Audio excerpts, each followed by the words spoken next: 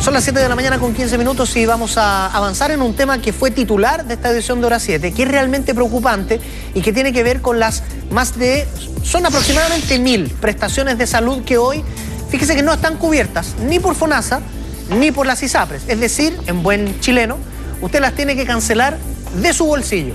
100% de su bolsillo. Se habla de exámenes que cuestan, qué sé yo, 100.000 pesos, exámenes, ojo, para ratificar por qué la infección viral de un niño, un resfrío, así de caro, y con una explicación que queremos entender un poquito mejor y que tiene que ver con que las ISAPRES dicen, como no está codificada por FONASA, no la tenemos nosotros tampoco.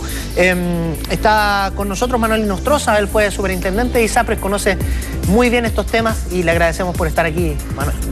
Muchas gracias por la invitación una vez más, Patricio. Encantado. ¿La explicación es así? ¿Es coherente? ¿Esto es lo que pasa? Bueno, a ver, recordar que cuando el sistema ISAPRE partió el año 81 no había una cobertura mínima obligatoria, ¿eh? Dependía de cada ISAPRE qué prestaciones, y con el correr del tiempo se hicieron dos cosas. Una, se fijó en el marco legal que al menos el piso de cobertura, primero fue el listado de prestaciones que aparecen en el arancel FONASA libre elección, y segundo, que nos correspondió ejecutar a nosotros cuando estuvimos en la Superintendencia de Salud el año 2005, fue fijar un piso de protección financiera, de cobertura financiera, que obligaba a un mínimo. Antes podía ser 1 peso por prestación, con lo cual tampoco se lograba el efecto de disminuir lo que se llama el gasto de bolsillo. Sin embargo, con posterioridad a estos dos ajustes, igual nos quedó que en la práctica clínica se van incorporando más rápidamente prestaciones de lo que el FONASA incorpora en su arancel año a año este listado de prestaciones. Y a estas alturas hay aproximadamente 1000 prestaciones, de las cerca de 5000 que hay en el sistema, hay 1000 que no están en el arancel FONASA y que ya la práctica clínica, sobre todo el sector privado, las hace cotidianamente, y que como no están obligadas por ley, es voluntad de la ISAPRE incorporar. Perdóname que te interrumpa, pero para ir entendiéndolo, ese ir agregando prestaciones, que obviamente no figuran porque no existían en el uso cotidiano, tiene que ver con qué, con el avance de la ciencia, con nuevas decisiones de los médicos, de tendencias de cómo encarar ciertas cosas, con tecnología que se incorpora y que antes no estaba. ¿Con qué tiene que ver? Tiene que ver con todas las razones, todas las anteriores sería la respuesta a tu pregunta. Es decir, efectivamente hay nueva tecnología, por ejemplo, tenemos ahora, ¿no es cierto?, estos robots Da Vinci que hacen operaciones, ¿no es cierto?, con la ayuda de un cirujano, pero que prácticamente son mucho menos invasivas. Bueno, eso no está en el arancel FONASA todavía.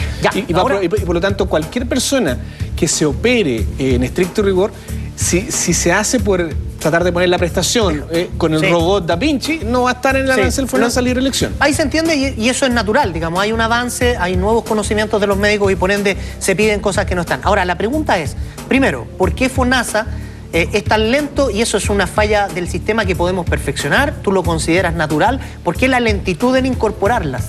A ver, porque FONASA tiene una restricción que es una restricción de gasto fiscal. Si FONASA pone algo en el arancel libre elección, porque FONASA tiene dos aranceles, el institucional, que es el donde le paga las prestaciones a los hospitales públicos y a los consultores de atención primaria. Y ese lo podría manejar, entre comillas, más rápido porque son sus propios prestadores. Sin embargo, como tiene el arancel libre elección, que es en el arancel que yo le pago a una clínica, a un centro privado ambulatorio, por los bonos de libre elección que los mismos beneficiarios de FONASA compran, ahí FONASA se retaca un poco en términos de no incluir tantas prestaciones, porque si no va a tener que generar pérdida. No, sino tiene que generar más plata para cubrir prestaciones que no están en hacer FONASA. Entonces, la solución que se ha ocupado en el mundo moderno hoy día, en los países más desarrollados, y que en mi opinión nosotros como Universidad Andrés Bello hemos tratado de promover, es que se instale en Chile lo que se llama un Instituto Nacional de Excelencia Clínica. Es la experiencia de Inglaterra, la experiencia de Obama en su reforma lo acaba de incluir, a pesar de que le tienen parado en el presupuesto la implementación de la reforma los republicanos, pero ¿qué incluye esto? Que este instituto autónomo define, independientemente de los organismos financieros públicos o privados, en este caso FONASA y ISAPRE, cuáles son las prestaciones clínicas que debieran ser incorporadas en el plan de salud.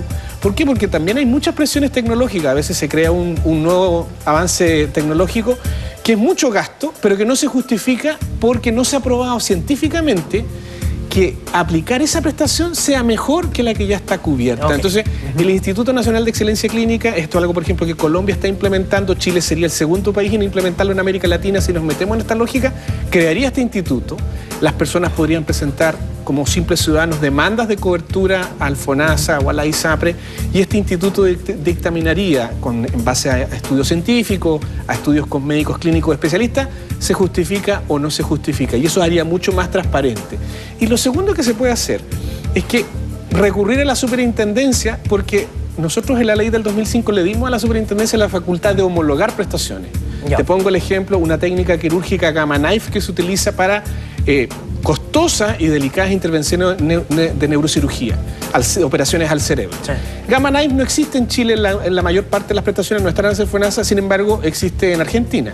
Entonces, pacientes que se iban a operar a Argentina, porque no se podían operar, nosotros obligamos a la ISAPRE a cubrir la misma cirugía tradicional que se hubiera hecho en Chile. Ese piso de cobertura financiera es el mismo que se daba a la operación Gamma Knife en Argentina. Algo recuperaba la persona que iba a Argentina. Y por lo tanto, algo recuperaba la persona que iba a Argentina a operarse, sí. Porque al menos se establece el espíritu de protección financiera y no como era antes de esta indicación de la superintendencia de que la cobertura era cero, como son los casos que vimos ayer, exámenes de 500 lucas que se cubre cero. Manuel, déjame preguntarte algo que mucha gente en casa puede tener la inquietud ahora que se entera de que la noticia es así, son 1000 prestaciones, es harto. ¿Cómo se puede enterar la gente de qué prestaciones no están? Para que tome la precaución, qué sé yo. De verdad no sé qué precaución puede tomar, o conseguir plata, porque derechamente se va a encontrar con que va a tener que pagar 100% y de su bolsillo alguna cosa cuando se enferme. Entonces, ¿hay un registro, hay una página web? A ver, existe un arancel FONASA, libre elección, que está actualizándose y que ese se puede consultar en FONASA o en la superintendencia, pero en realidad es bien poco práctico, porque efectivamente cuando tú dices, bueno, yo voy a una clínica y es el médico el que decide qué intervención hacer, en la urgencia es el médico el que decide, ¿no es cierto?, la extracción nasofaringea, aspiración nasal, nasofaringea en pequeños recién nacidos que no están en el arancel FONASA, que cuesta 200.000 pesos, y por lo tanto solo uno se entera cuando la cuenta está ya por pagarse, digamos, y no hay nada que... Yo no le puedo decir, oye, no le haga esa prestación porque al no estar en el arancel FONASA no la voy a poder cubrir. Entonces, en realidad esto es algo que tiene que hacer la superintendencia ex ante. Ha habido una discusión lata aquí de crear lo que se llama un comparador electrónico de prestaciones, que lo único que lo puede hacer la superintendencia. No tenía facultades legales antes, ahora las tiene por la nueva ley de derechos y deberes, y es la superintendencia la que debería crear en línea, un arancel con todas las prestaciones que están cubiertas, cosa que cuando uno por lo menos hace una operación quirúrgica electiva, la urgencia, lo complicado es que es así nomás, uno sepa efectivamente ex antes qué tipo de prestaciones me cubre o no, para por último reclamar a la superintendencia o hacer gestiones con la ISAPRE, porque la ISAPRE, como te digo, no tienen facultad legal, pero de las 1000 aproximadamente 100 ya las cubren, el estudio que hicimos en la superintendencia en el año 2009, y cerca de 300 adicionales, distintas ISAPRE las cubren algunas y otras no.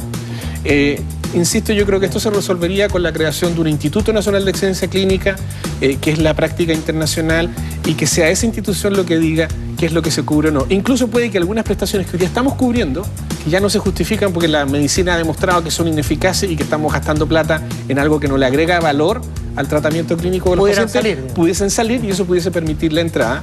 Y en el intertanto, pedirle a FONASA que haga un proceso que es el que tiene, el único que tiene la sartén por el mango hoy es FONASA, porque todos los años FONASA define cuál es el listado de aranceles. ¿Pero para hacer qué? Para incluir nuevas prestaciones. Manuel Inostroza, muchísimas gracias por venir y explicarnos clarito lo que está pasando con esas prestaciones. No, gracias a ustedes, Patricia. Que estén muy bien. Que estén bien.